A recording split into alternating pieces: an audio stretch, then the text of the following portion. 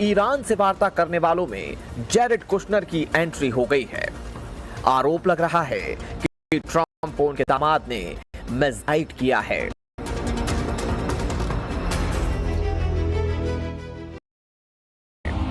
%68 लोगों ने प्रधानमंत्री नरेंद्र मोदी पर भरोसा किया है।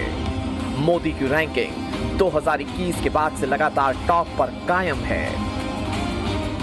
ईरान युद्ध शुरू हुआ तो नरेंद्र मोदी ने अपने मैनेजमेंट के दम पर दिखा दिया कि आखिर क्यों लोग उन्हें पसंद करते हैं। जिस वक्त दुनिया के कई देशों पर युद्ध के हाहाकारी इफेक्ट दिखाई दे रहे हैं, तब नरेंद्र मोदी ने हिंदुस्तानियों को विश्वास दिलाया, भले ही हालात बिगड़ रहे हों, मगर टीम इंडिया जैसी एकजुटता के जरिए इससे लोहा लिया जा सकता है। मोदी की इसी रणनीति ने देश में पेट्रोल और तेल गैस में कमी नहीं आने दी।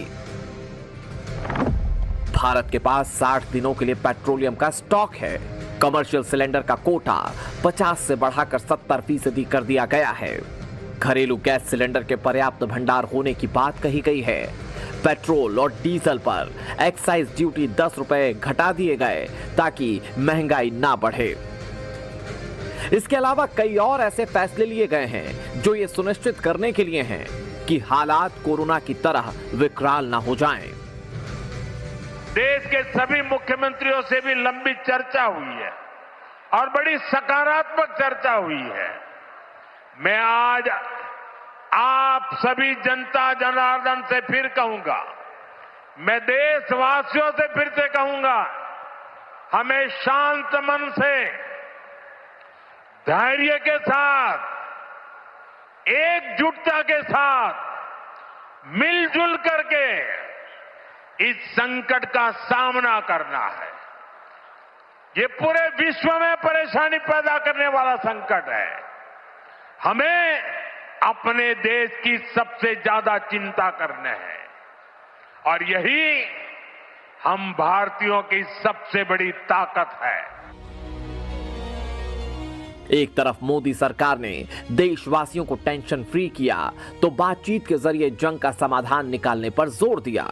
मोदी ने खाड़ी देशों पर हुए हमले के बाद उनकी सुरक्षा पर चिंता जताई तो ईरान से भी डिप्लोमेसी जारी रखी।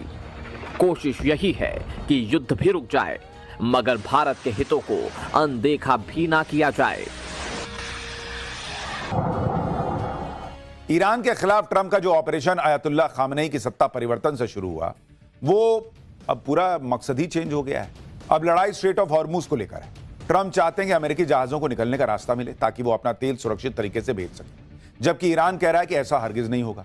ईरान ये भी कहने लगा है कि वो बाब अल मंदबेब स्ट्रेट को भी ब्लॉक कर सकता है। ये ईरान से कई किलोमीटर दूर है, मगर यमन में मौजूद हूती विद्रोहियों के दम पर इसमें बाधा पैदा कर सकता है।